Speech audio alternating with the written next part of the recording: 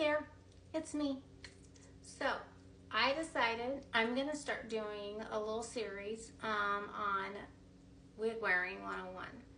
So this is going to be more focused around individuals that are new to wig wearing and those that are potentially maybe looking into starting to wear wigs, so that it can give you a little bit of insight on where to start, how to begin, what to do, what should you look for, those types of things.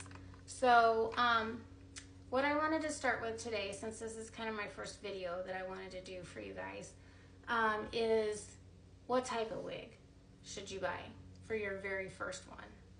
So the one thing that I always like to say, and this is all based on my own experience and my own wig journey, because I've been wearing wigs for about a year now, and I will tell you, it took me quite some time before I actually started wearing them out in public, because I was so scared, because I'm like, everybody's gonna know, it's a whole thing. But you know what? When I started wearing them, all that went away, because I started realizing people don't know that you're wearing a wig unless they know you and they realize that, wow, that's not your hair. But what I do encourage is that you try to stick to something that is very similar to your hairstyle, similar color, similar density of your hair, because there's all types of densities in wigs.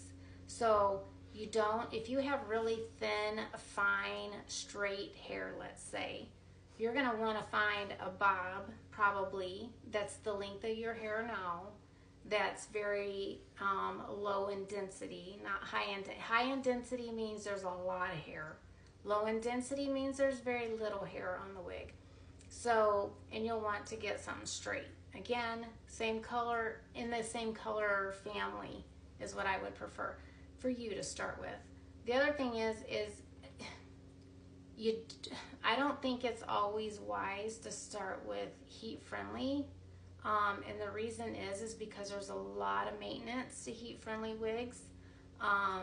Those fibers, they do tend to, they rat and they get crusty on the ends very easily, and then you have to go in, you're washing them, you're doing a lot of extra work, you have to put heat to them, you have to put water to them. There's a whole thing, and that's a different discussion for a different day. What I do recommend is, this is what I call a workhorse. So this is a wig, and it's now granted, see, this is what it looks like off, but when I put it on, it's so cute. It's an adorable wig. This one is called Jones by Estetica. She is a machine cap wig with monofilament on top, but she's open wefted, so this is wefting, so you can stick your finger right through here, right? So this means you've got some airflow going through here, so you're going to have less, sweating, and you'll have air to breathe, right? And I think that's really important, especially in the summertime. It's really helpful. But it's very simple, right? And the fibers, the reason I call this a workhorse is because Estetica has these amazing fibers on their wigs, and they're synthetic. So this is a synthetic wig, not heat friendly. So you can't put heat to this one. It's always, you wash it and it goes right back to the way that it is. So this one's kind of got the layering, and it's so cute on, and I'll put it on for you one day. But you'll want to get something, this is very similar to my old hair too. So I have very curly hair, a little bit of thickness to the hair. This has a little bit of permatease. Permatease means you've got some like volume built into it. I think you can see it too. Maybe not so much on here, but you can see the volume. But the thing is with this one, it's like it looks natural because you've got rooting here, and it looks like it's just naturally coming out of the root. That's what this monofilament, so this is called monofilament. There's mono caps, and then there's like, because they're machine made, and then there's monofilament where they put an extra layer in there so that it makes it look a little more natural. So this one, very natural looking, love it.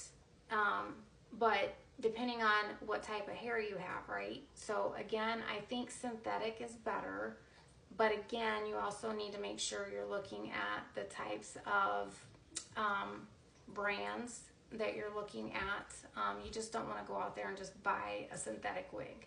So that's where I come in, and that's where I want to help you guys. So it's like, if there's something that you're looking for, I mean, I'd be even more than happy to sit down and look at, you know, a consultation with you to kind of go over, like, you know, what is it that you're looking for? What are you trying to get out of wearing a wig? How to do it. I'm going to also show a video next after this one on how to actually put your hair, because there's caps, there's grips, there's, you know, it goes by the size and circumference of your face, your neck, on how long it's going to be, where it's going to hit you at. There's all that kind of thing too. So again, this is synthetic, but there's clips back here that help, because if you have a smaller head, you want to make sure that these clips are clipped in, because this is more of a standard cap. So if you have a smaller head, which I do, I have more of a petite size, so I have to really cinch these in order for them to fit me correctly. And they have the little ear tabs on them. Now this wig is not going to be as comfortable as like a hand-tied wig or a human hair wig or something like that. This has like a silk to it. So you've got, this is not, I didn't cut it perfect. I will go back and I'll fix it. I just got it. So, but anyways, this one, see, it doesn't have the open wefting. So this one was all hand tied. So nice, it's beautiful. This is heat friendly. Looks really nice, right? But again, this one's gonna start getting some of these crusty. You're gonna have more work on this one, or I'm gonna have more work on this one. But it's beautiful. It's got the lace front. It's, I think I called it silk, but it's like a lace front. And then it's got like some, you can part anywhere from here to here. And then you've got all of this, so it makes it look very natural. I added bangs because I never have not worn bangs. I've always worn bangs my whole entire life. That's just me. But people that don't like bangs, you can get one where it looks very natural. So you do want to have a lace front top if that's the case. Otherwise, you'll be able to see that it's a wig. So that's why it's important to know all these things. The other one is, this is also a heat-friendly wig with also a monofilament top, open wefted cap. So again, these are machine made, but you want it to look as natural as possible at the crown. And then when you start moving them around, but these are really nice. So this is a JB extension wig. Love it. I like their fibers. Their fibers are amazing. I really do like them. But this is heat friendly, so, you know, at some point it's going to require extra work. But, you know, I don't recommend heat friendly right out of the gate. I think you should take your time to work yourself into that, and I don't think you should get long hair right out of the gate. I think you should start with a shorter style. I know this video is going longer than what I expected, but there's just so many pieces and facets to starting the journey. So this is the start of the journey, is picking which type of wig that you want to wear and how you move forward with that process. So again, I'm going to say start with a wig that's similar to your hair, only synthetic in the beginning, monofilament top with open wefting. And then you can find very budget friendly ones. You've got them from $200 down to $40, $30, $10. So there's good ones in all kinds of ranges. So we can always help you with that, but I gotta get off because I'm running out of time. But I'm gonna come back, I'm gonna show you some other stuff. So this is my first video. Reach out if you have any questions, and then also follow, like, do all the things, comment. I appreciate it. See you soon in my next video.